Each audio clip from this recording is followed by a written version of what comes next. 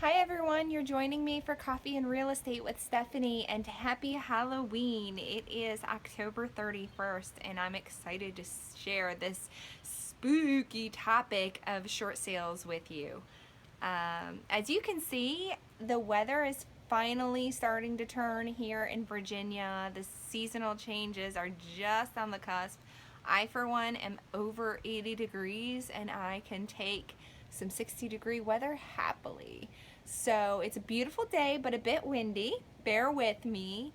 I'm going to talk to you about short sales. What is a short sale? Most consumers don't realize the term. It means that there is a seller who needs to sell a house for less than what's owed on the mortgage. And that's the most simplistic terms. So you're thinking, under what circumstances would somebody have to sell a house for less than what they owe on the mortgage? Well, there's a whole slew of circumstances that exist. There might be death or divorce or bankruptcy, job loss. In most cases, a seller will have to prove some kind of hardship to their lender in order to get the short sale approved. And then that doesn't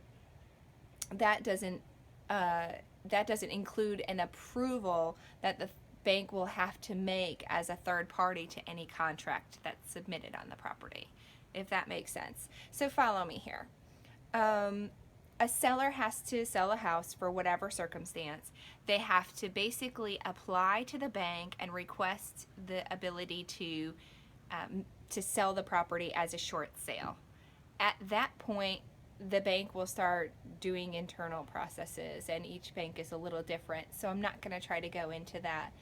But then suppose a buyer puts a contract on that property to buy it as a short sale. That lender who holds the note on the mortgage will need to approve the contract. And this can be a very frustrating process. For one thing, as a seller, you have to approve you have to get approval for your hardship, basically.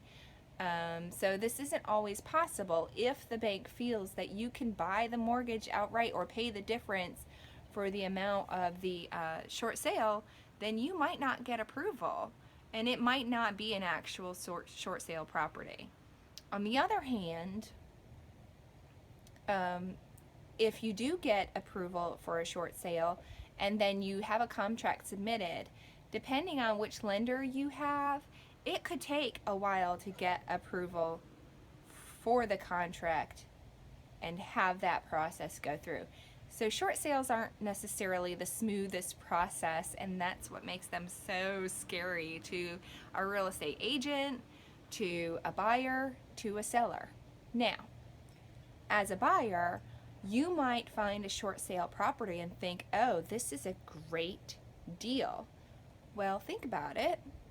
That seller who has a proven hardship for that property most likely isn't going to be able to make any repairs. So who's going to pay for the repairs? In most scenarios, it's going to be the buyer.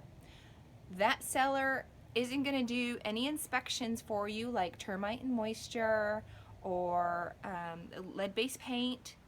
In most cases, the buyer is going to be responsible for any of those inspections. So you might put a contract on a short sale property and then spend up to $2,000 just on inspections to find out that you really don't want to move forward with purchasing the property.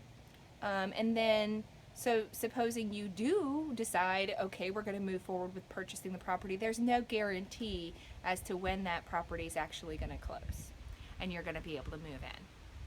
So are short sales right for you as a buyer? Well, that depends.